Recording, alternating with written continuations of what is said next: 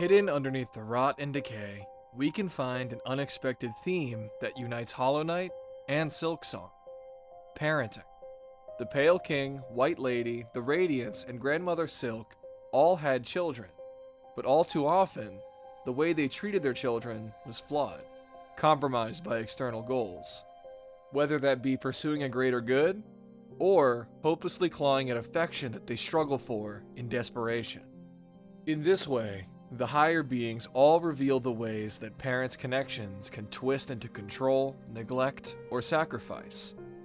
The higher beings of Hollow Knight showcase the difference between treating children as a means to an end and treating them as the end itself. Before we get going, I'm going to make some quick disclaimers just like in my last video on Hollow Knight. By the way, if you haven't watched it yet, check it out here by clicking the annotation above. This video will be an interpretive essay, so I'm going to make some speculative leaps that you might not agree with. If you disagree, that's great. Bring any counterfactuals or personal interpretations in the comments below. And once again, there will be spoilers for both games, so finish the games, guys, come on. As usual, it all begins with the Pale King. He is the quintessential cold utilitarian father, a being who saw his children not as ends in themselves, but as instruments in his grand design to save Hallownest from the Radiance. The vessels were conceived incidentally, created and imbued with void out of necessity instead of conventional love. In the Pale King's mind, each vessel was a necessary sacrifice to create a weapon that could finally seal away the Radiance, all in service of his order. His children weren't meant to even be his children, really. Instead, they were consigned to a fate of neglect, all so that they could be a pure vessel of void to wholly absorb the Radiance's might.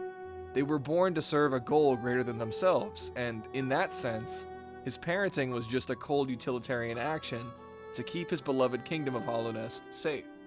And yet, the tragic irony is that the Pale King could never completely sever himself from the bonds of fatherhood. Though he tried to distance himself from his children and to treat them only as failed experiments or empty vessels, he couldn't help but grow attached. His plan to choose one pure vessel was not an entirely rational one. Instead, it was a desperate attempt to find some solution to an existential threat of which he didn't fully understand. Ultimately, this is likely the Pale King's fatal flaw.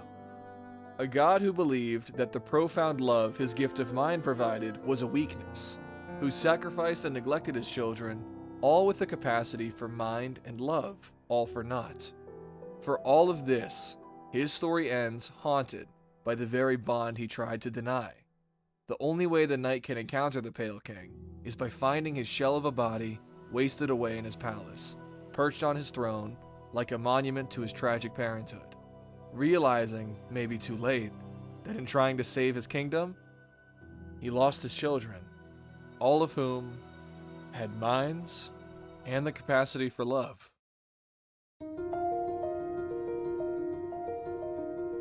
The White Lady is far more mysterious and elusive than the Pale King, but her role as a parent is just as fascinating. Where the Pale King was cold and utilitarian, the White Lady is permissive and somewhat distant. She largely went along with her husband's choices, quietly supporting the creation of the vessels and even providing her own essence to help shape them. But she seems to have largely been removed from the development of her children for initially unknown reasons. For most of the vessels, she was absent, a mother in name only. Her children were consigned to the abyss without ever knowing her care, and she remained cloistered away, becoming a remote, hidden figure, being rooted to a small spot within the Queen's gardens. Only with Hornet do we later get to finally see some greater insight into White Lady's motivations and parental methods. But that's something that we don't quite see until Hornet digs deep into her memories later in Silksong. All we can say for the time being is that the White Lady's parenting was largely permissive in the truest sense. She allows her children to simply be. She might love in her own way, but it's hard to make sense of her true feelings, being a distant and cryptic mother.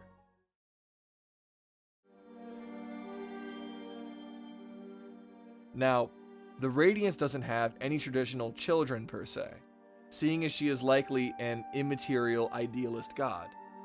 But she is like a parent to her tribe of moths. She once guided, educated, and claimed their devotion in a way that a controlling parent might. And once Hallownest had turned away from her light, her authoritarian nature reared its ugly head. What she lacked in material form, she made up for in boundless dedication to total domination. The Radiance spread her infection as a way of ensuring obedience, demanding that her children remain bound to her light. Any hint of self-determination or freedom within the bugs of Hallownest was unacceptable, for it might lead them astray from her worship.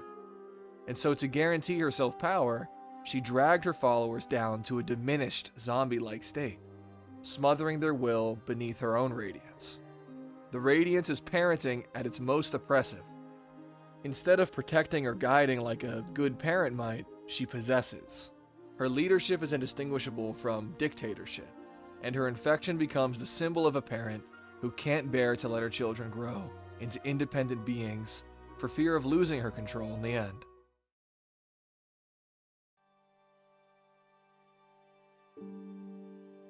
Unlike the Pale King, the White Lady, or the Radiance, Herrah the Beast is remembered less for how her children benefited her personal ends, and more for what she sacrificed to create one. Herrah agreed to the Pale King's bargain, her body and her future locked away in an eternal dream in exchange for bearing Hornet, a child that she long dreamed for, but couldn't have naturally. In doing so, Herrah embodies the archetype of the sacrificial parent, someone who gives up on their own ego and desires so that their child might live and carry a legacy forward.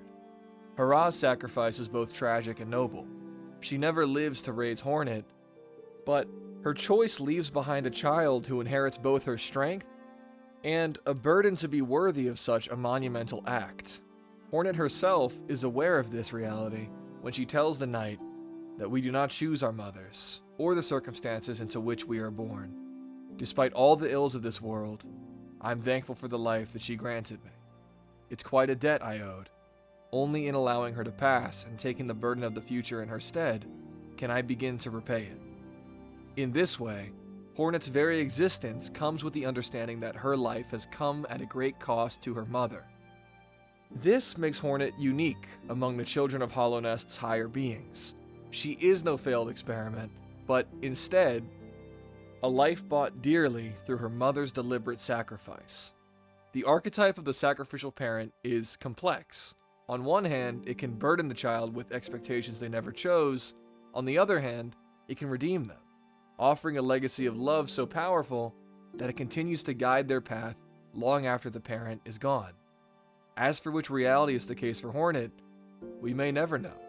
That is, unless we can peer into her mind to view the impact her mother had on her within her memories.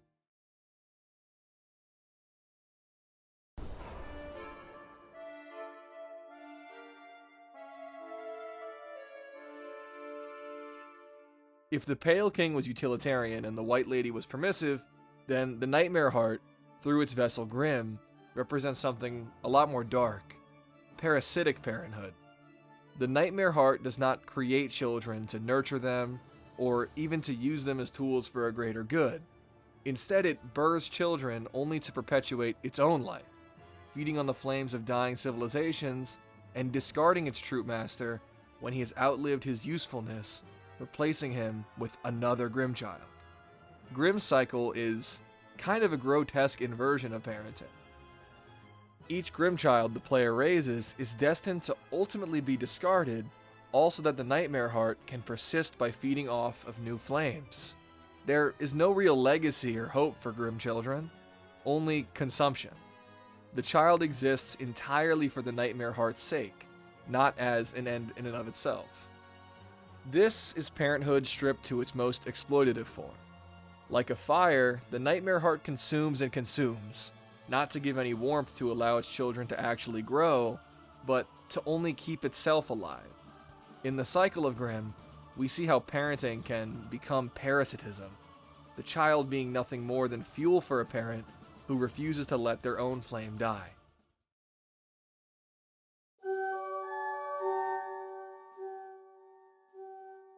At the heart of Farloom's lore stands the Grandmother Silk, also known as the Pale Monarch.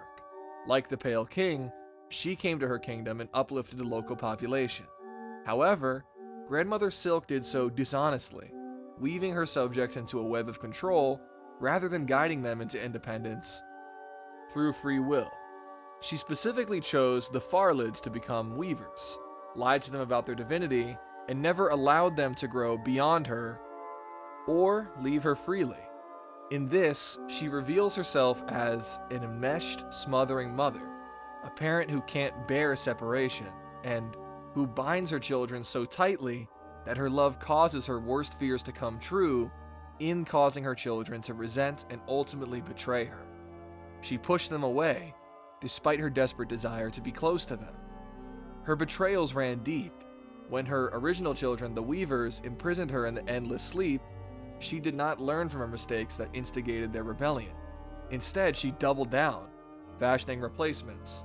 First the Phantom, a child that was too fragile to live well, and Lace, a synthetic child designed to be ageless, unchanging, and forever dependent on Grandmother Silk and her love. Lace was never allowed to mature, kept frozen in a child's role, to prevent Grandmother Silk from ever again facing loss or betrayal. What Grandmother Silk might have believed to have been love was a suffocating and limiting life for her beloved child. And, unfortunately, tragedy ran alongside her abuse. Grandmother Silk did love her creations. She just loved them in a very unhealthy way where she needed their love and affection and couldn't live without them. She loved them desperately, obsessively, and anxiously. Her wish for Lace's survival bordered on pathological devotion, but it was based on a real affection that she felt for her daughter, and in the end, the same daughter that came to resent her, striking back in rebellion, and even willing to see the world burn if it meant denying her mother satisfaction. This self-destructive and neurotic drive for love from her children was ultimately Grandmother Silk's undoing. If the Pale King sacrificed his children for the kingdom, and the Radiance enslaved her children for worship, then Grandmother Silk bound her children to ease her loneliness. Grandmother Silk even went so far as to literally manipulate the bugs of Farloom through Silk, all in service of her desire for control.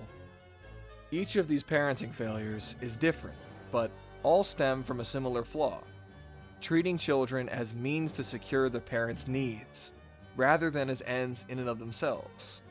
Grandmother Silk embodies the most anxious form of this flaw, the smothering parent who is completely unable to let go, even if it destroys the very children she longs to keep by her side.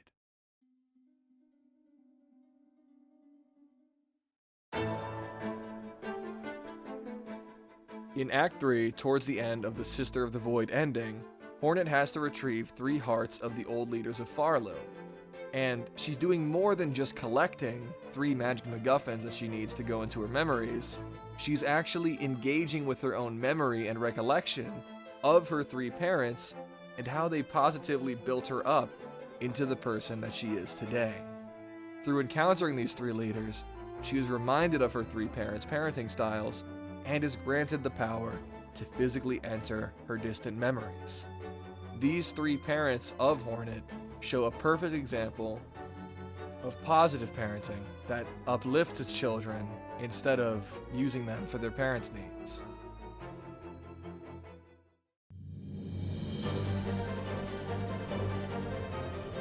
If Grandmother Silk represents a smothering parent, Skarrsinger Karmelita and Herrah the Beast stand in sharp contrast as sacrificial parents. Both of them give up parts of themselves so their children might thrive. To thrive is not just according to their parents' hopes and standards, but to thrive to their own aspirations and dreams. Herrah's sacrifice is perhaps the most literal. She agrees to the Pale King's bargain, offering up her own life so that Hornet could be born. But crucially, she does not intend for Hornet to become a pawn in the Weaver's game for control over Farloom. She intends to let Hornet live and struggle to become her own person. Or bug. Herrah is a mother first, and a Weaver second. Her wish is for Hornet's freedom, even if her daughter's freedom comes at the cost of her own life and her previous ambitions. Karmelita mirrors this archetype in Farlu. A Skarrsinger devoted to the artistry of music and voice, she tries to inspire her children through her own singing so that they can be greater than she ever was.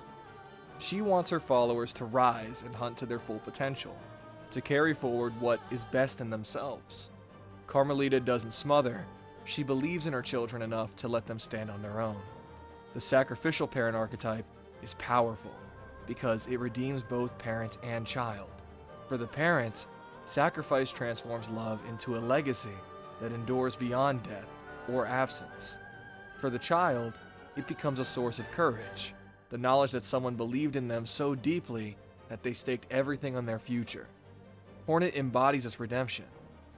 To Hornet, the sacrifices of her mother Herrah are not chains, but wings, giving her the strength to rise to any occasion and pursue excellence in her own right. Herrah's legacy as a sacrificial parent ends up redeeming her daughter by allowing her to be the person that she wants to be when she rejects the expectations to mantle the position of grandmother, and instead chooses her own path of compassion, all in the hopes of a better future. In the end, all Karmelita did was for her children. We can see this when she gets defeated by Hornet in her memories and cries out, "How we hunted, how we sang, my children, I saw you glorious." Karmelita and Herrah show the power of sacrifice, but that isn't enough to raise an independent child.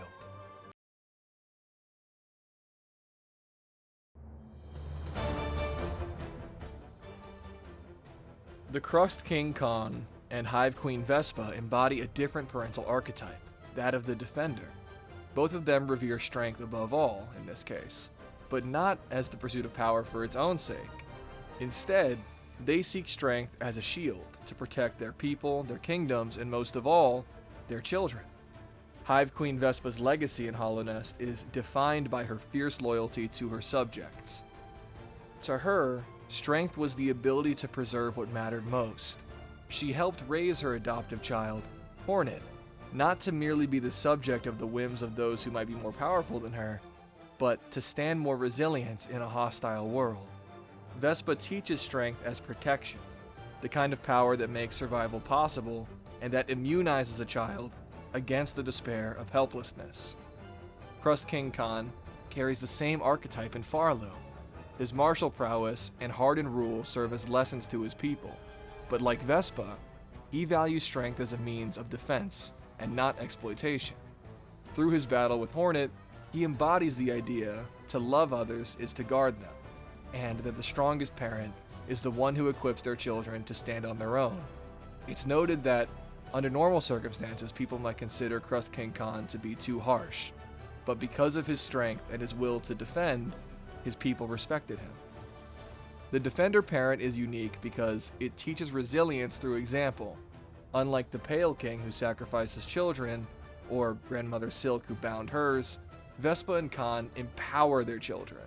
They arm them not only with physical strength, but with the knowledge that strength exists to defend life.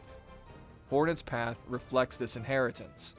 The defender parents instill in her the courage to face whatever comes, not because she is shielded from danger, but because she has been taught to weather it all by herself. In this way, the archetype of defense is about trust, the belief that a child, if given the tools to stand strong, can live for themselves.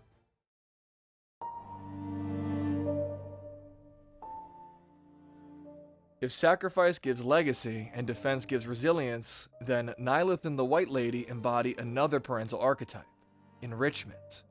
Both are plant-like beings whose very nature is to breathe life into others, to nurture growth through a trust that the children they gave life to will flourish into being who they really are.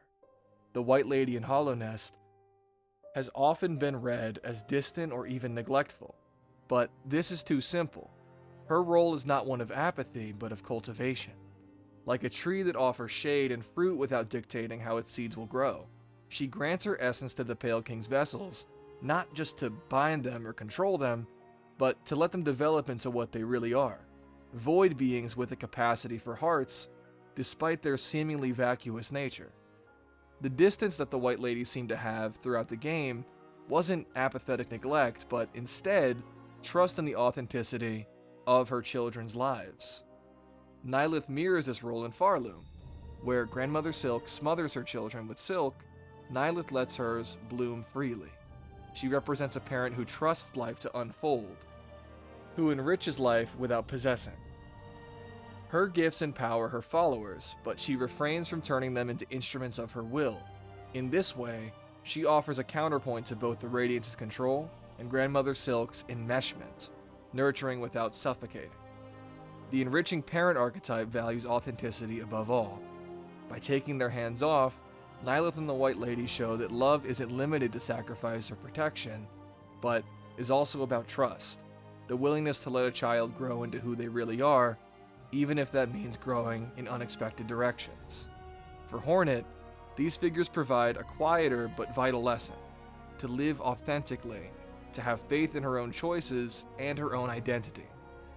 The White Lady and Nyleth give their children authenticity, and in that, they remind us that sometimes the greatest act of parenting isn't just to intervene, but to stand by and have faith in a child's ability to be true to who they are.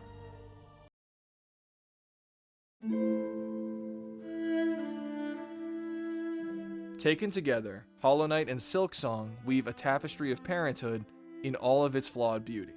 The Pale King, the Radiance, and Grandmother Silk each reveal how one's personal desires can lead to ruin. Their kingdoms crumble underneath the weight of these choices, leaving behind only tragedy and resentment. Yet Silksong offers us counterexamples.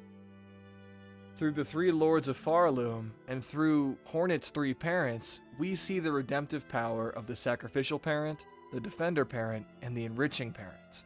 Those who give themselves for their children's futures. Who teach strength not just for power, but for protection. Who trust life enough to let their children grow to become their own people. These archetypes remind us that true parenthood isn't about what your children can do for you, but what you can do for your children. Hornet stands where these legacies meet. Born in sacrifice, tempered by defense, and trusted to grow, she carries both the wounds of failed love and the gifts of true care. Her story is not about erasing the failures of the past, but about choosing which inheritance to honor and which cycles to break. And if you're on the other side of the parent-child relationship coin, consider this lesson from Hollow Knight. Children are not instruments of our own fears or ambitions. They are the ends in and of themselves. And the highest act of parenting isn't to control them or lead them where you want them to go. It's to have faith to let them become more than we ever were.